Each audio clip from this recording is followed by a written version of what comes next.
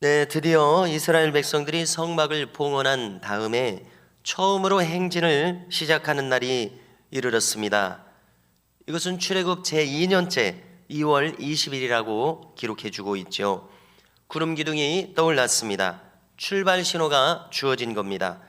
시내산의 앞마당, 즉 시내 광야에서 출발한 이 구름은 좀 더 위쪽으로 가나안 땅에 가까이 위치하고 있는 바란 광야에서 멈췄습니다. 행진은 체계적이었습니다. 행진 순서가 미리 정해져 있었고 그대로 따랐습니다. 성막도 어느 지파 다음에 이동할지 정해졌습니다. 자, 먼저 유다 지파가 선두에 선 세 지파가 앞장서게 되었습니다. 유다 지파, 이사갈 지파, 스불론 지파였습니다. 다음으로는 성막을 운반했습니다. 레위의 아들 종족인 게르손, 므라리 자손들이 수레에 싣고 운반을 했겠죠. 다음으로는 루벤 지파가 이끄는 세 지파입니다. 시몬과 갓 지파가 속한 지파들이 뒤를 따랐습니다. 그 다음으로는 레위의 아들 종족인 고핫 자손입니다. 고핫 자손은 법궤를 비롯한 가장 중요한 성물들을 옮겼습니다. 자, 우리가 이전 본문에서 확인했던 것처럼 성막에서 가장 중요한 성물들은 사람이 직접 옮겨야 했습니다.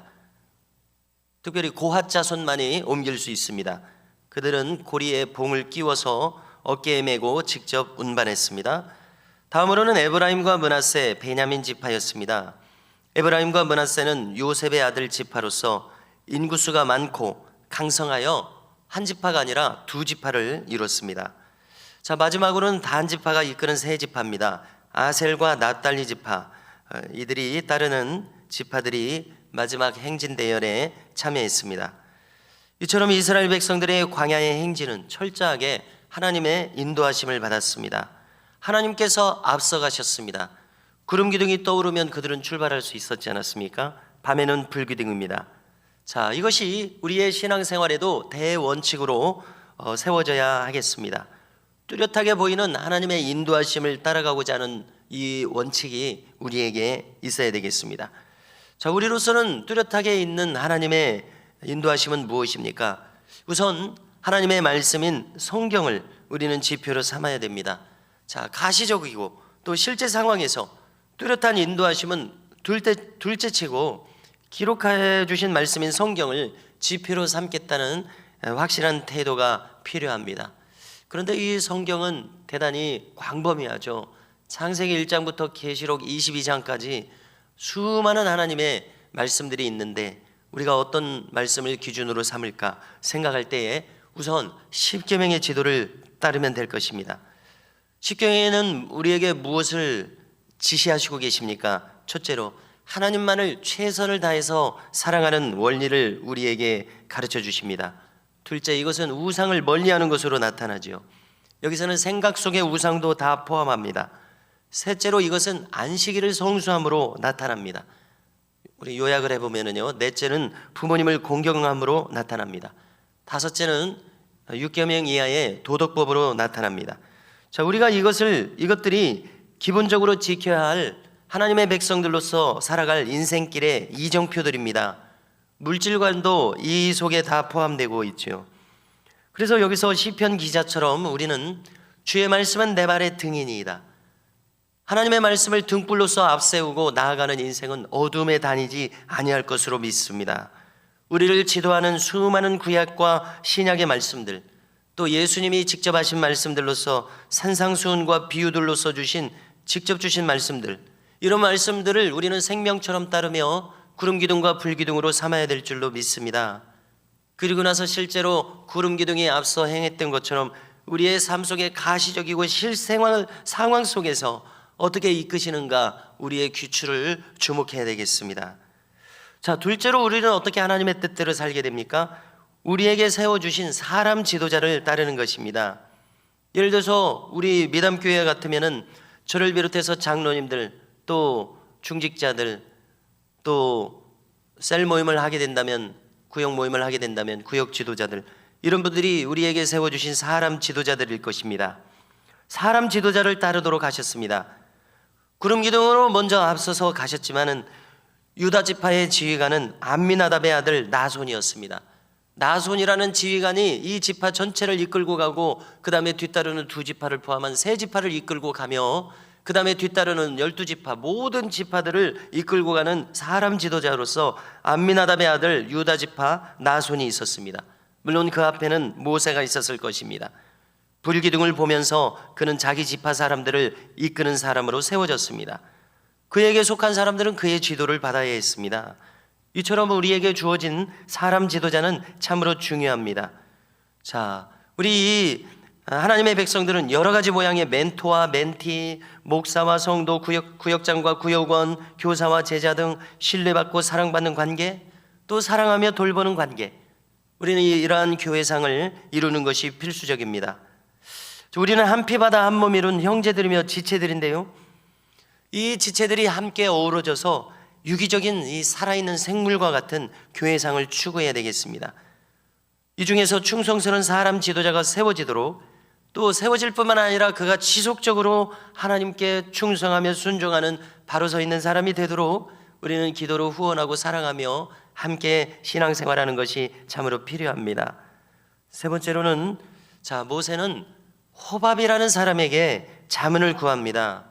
그는 미디안 광야에서 잔뼈가 굵은 사람이었습니다. 진을 치는 일을 훤히 꿰뚫고 있었습니다. 호밥은 모세의 장인 이드로의 다른 이름이거나, 여기는 루엘로 나와 있죠. 혹은 처남입니다. 여기 오늘 본문을 읽어보니까 이드로의 아들처럼 느껴집니다. 그런데 다른 곳에서는 또 이드로의 모세의 장인 호밥이라고 또 말해줍니다. 이처럼 우리가 성경에서 정확하게 이분이 장인인지 처남인지 이것은 또 연구가 필요한 것 같습니다. 여기서는 자세히 다루지 않겠습니다.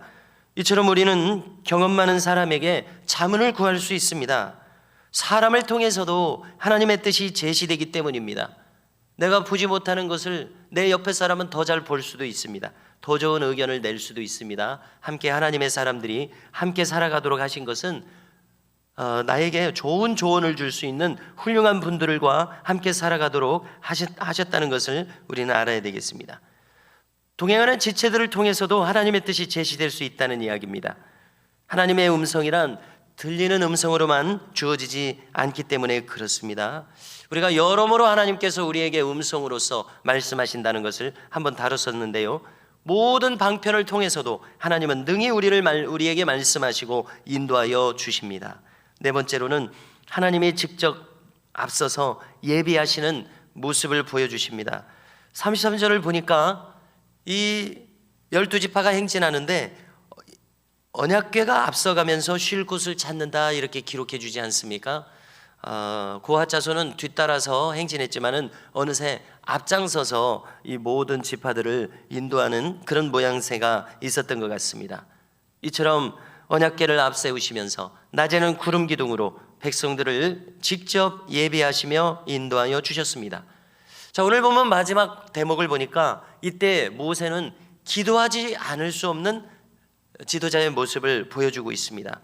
그는 이렇게 광야 행진을 할 때에 이것을 염려했던 것 같습니다. 이스라엘 백성들의 대적들이 쳐들어와서 공격하면 어떡하나. 지금 군대의 진영으로서 행진하기도 하는데 또 일반 백성들도 있기 때문에 얼마나 이것이 위험한 일이겠습니까? 그래서 모세는 제일 첫 번째로 이렇게 기도하는 겁니다. 주의 대적들을 흩어주시도록 이렇게 기도합니다. 최전방에 서 있는 모세가 얼마나 막중한 책임감을 느끼고 있는가 하는 것을 깨닫게 됩니다. 그래서 그의 첫 번째 기도는 다름 아닌 이 대적을 물리쳐 주시라는 소원이었습니다. 둘째로 그는 또 어떻게 기도했습니까? 법궤가 쉴 때는 여호와여 이스라엘 종족들에게로 돌아오소서 이렇게 기도했습니다. 이것은 무엇을 의미합니까? 하나님은 항상 함께 지금 계시고 계신데도 또 언약궤를 통해서 앞서가고 계시다고 생각하면서 우리에게 돌아오셔서 우리를 무슨 의미에서 이렇게 기도하는 것입니까? 우리를 보호해 주시라는 그런 마음이 강한 것이죠. 이처럼 모세는 하나님에 대해서 대하나님 독립적인 인간상이 아니라 대하나님 절대 의존적인 인간상을 보이고 있습니다. 우리는 모세를 누가 약한 사람이라고 하겠습니까? 의지와 심지가 굳은 사람, 강한 믿음을 가진 사람, 하나님의 강력한 지도자라고 생각을 하죠. 그런데 모세 자신은 어떤 사람이었습니까? 하나님 절대 의존적인 사람의 모습으로 나타나고 있습니다. 우리는 이 모세의 모범을 따라야 할 줄로 믿습니다. 그는 그야말로 하나님 의존적인 인생이었습니다. 그런데 이 세상의 수많은 사람들은 하나님으로부터 독립적으로 살아가고 있는데 그것이 그들의 문제임을 깨닫습니다. 그는 최일선의 지도자일수록 더더욱 하나님 의존적인 인생이었습니다. 우리도 마찬가지일 것입니다. 우리도 하나님 절대 의존적인 인생으로 살아야 되겠습니다. 그리고 그것을 지속할 수 있어야 되겠습니다. 오늘 철저하게 하나님의 인도함을 받는 이 출애굽 백성들이 40년 내내 이렇게 철저하게 인도함을 받았었더라면 얼마나 좋았겠습니까? 그러나 우리가 이제 앞으로 펼쳐보게 될 것이지만 이들은 수도 없이 이 놀라운 기적과 인도하심을 맛보면서도 하나님께 불순종하는 모습을 보이고 있었습니다. 그들은 지속하지 못했습니다. 우리는 이것을 반면교사로 삼아야 되겠습니다. 우리는 주님 부르시는 그날까지 철저하게 하나님의 인도함 속에서 하나님을 의지하면서 그분의 인도함을 따라서 살아가시는 믿음의 승리자가 되시기를 축원합니다.